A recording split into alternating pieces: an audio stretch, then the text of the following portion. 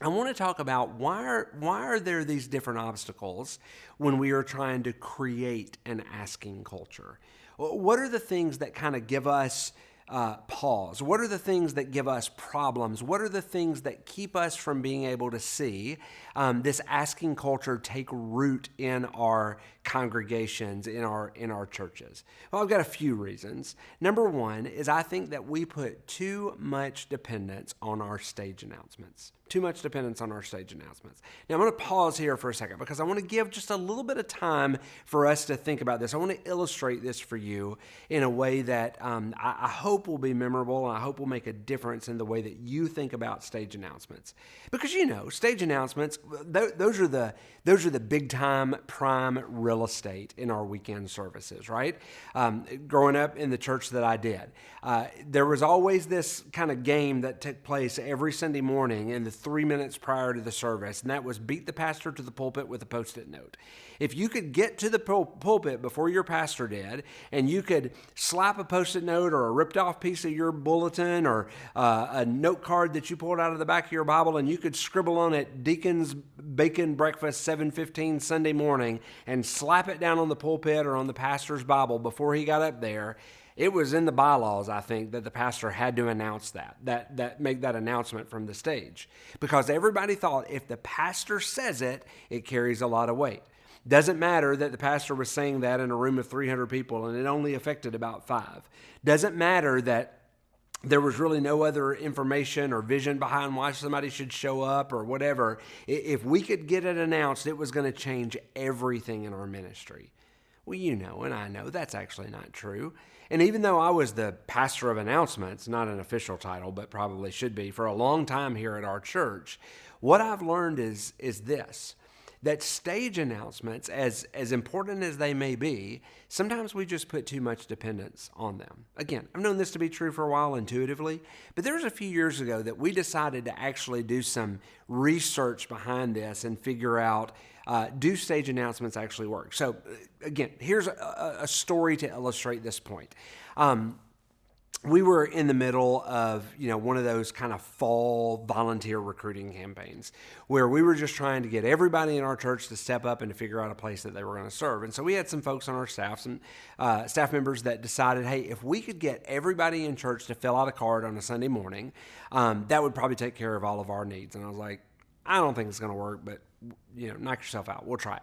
So imagine this. One Sunday morning, we're a multi-site church. At every single campus, in every single service, on every single seat, there were little index cards that went on the seat that had a place for a few things on there. Number 1, your name. Number 2, your email or your phone number. Number 3, there was a selection of boxes, like a half a dozen ministry areas that you could say, I'm interested in finding out more about this ministry. Guest services, worship, production, kids, students, whatever it is, right?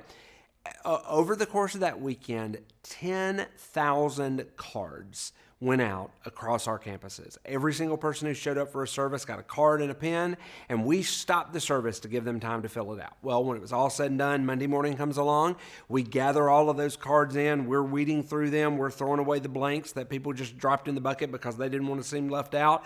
We took out the ones that some smart aleck wrote down my name on there. I've already got a ministry area, I don't need yours. We took out the ones that people written Bugs Bunny or Donald Trump or whoever on there.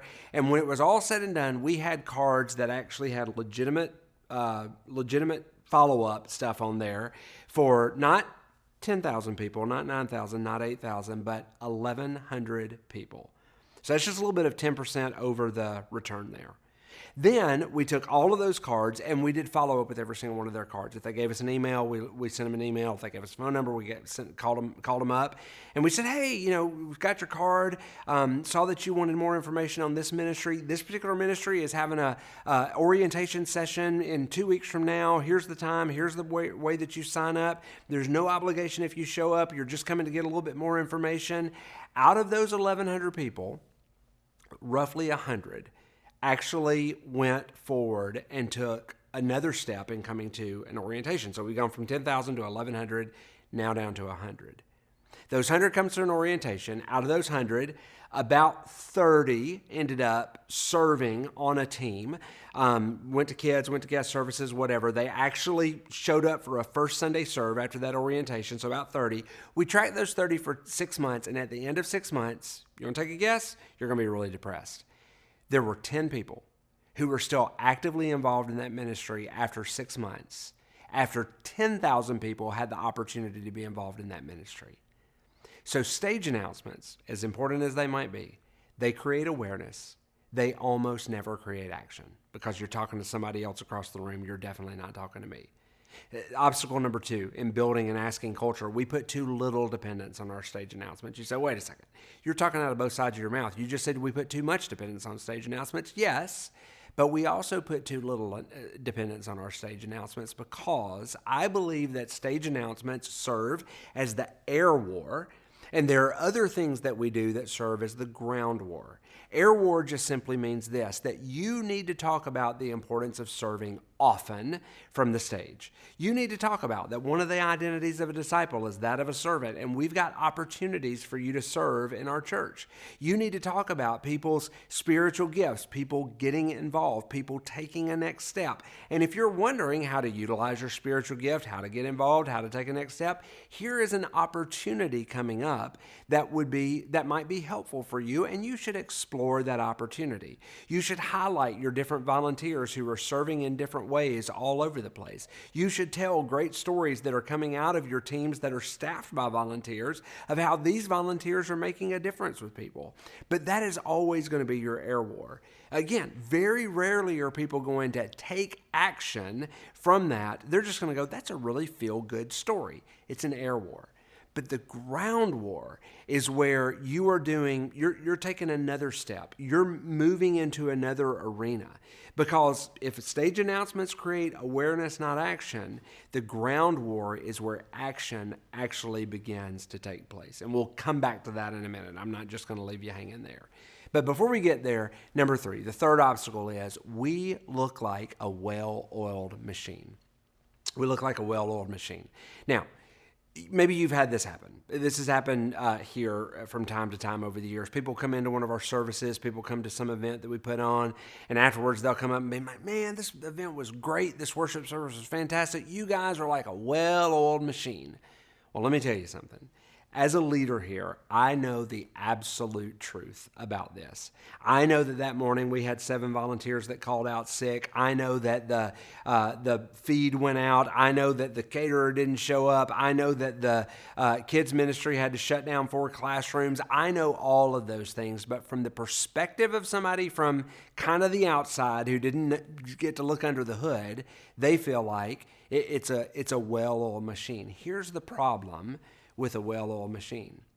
There are a lot of people in your congregation that will opt out of the opportunity to serve if they feel like that you've got all of your junk together.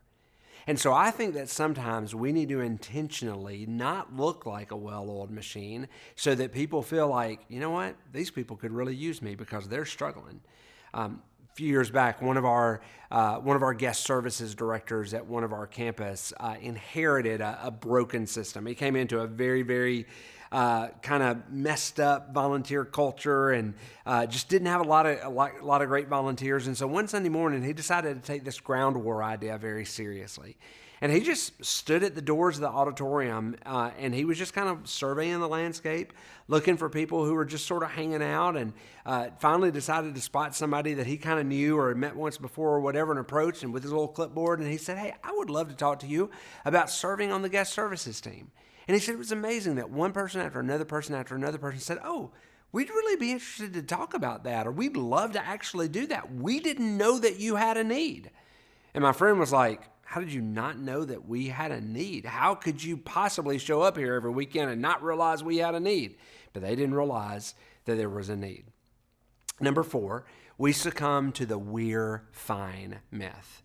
I think so many times as leaders, we just have this idea that everything's fine.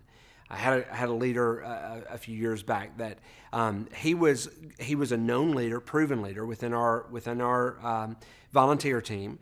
And he had a Sunday morning when he was free. So he came to me and said, hey, I got some free time this morning. How can I serve? I said, you know what, Matt, I'd be glad to tell you where to serve. But I want you to do this for me. I want you to go around to your friends who are all team leaders, and I want you to ask them the same question. So Matt did. I followed him about 30 feet away, just kind of listening in. And all of these volunteers, one after another, Matt would go up to them. Now remember, this is a guy who's known. They know he can serve any place they put him. They know that he's there, willing, ready to do anything. He comes up and he says, hey, I got some free time this morning. How can I serve? And these leaders, every single one of them, did this. They went,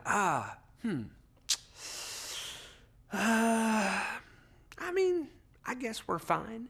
And at that point, I jumped out of the bushes and I said, no, you're not, because you're always telling me that you need a stage announcement. And this guy's coming up to you telling you he's ready to serve, and you're telling him that you're fine. See, the thing with the we're fine myth is we don't want to inconvenience people. We don't have a real plan. And so we say we're fine when we're not actually fine. Number 5, there's no intentionality. You see, if we don't plan for it, it's not going to happen. If we don't actually ask people to serve, we're not going to get the answer that they're ready to serve.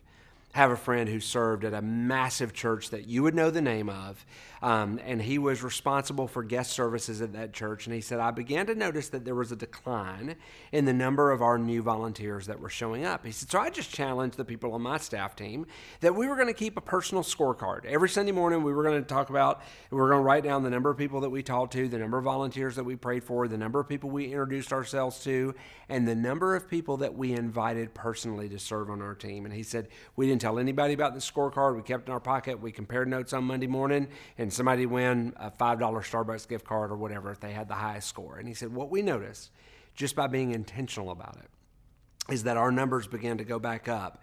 Not because we did anything novel or revolutionary, but because we just put it out front and we made sure that we were asking the question. 6th obstacle to creating an asking culture is we don't have a vision.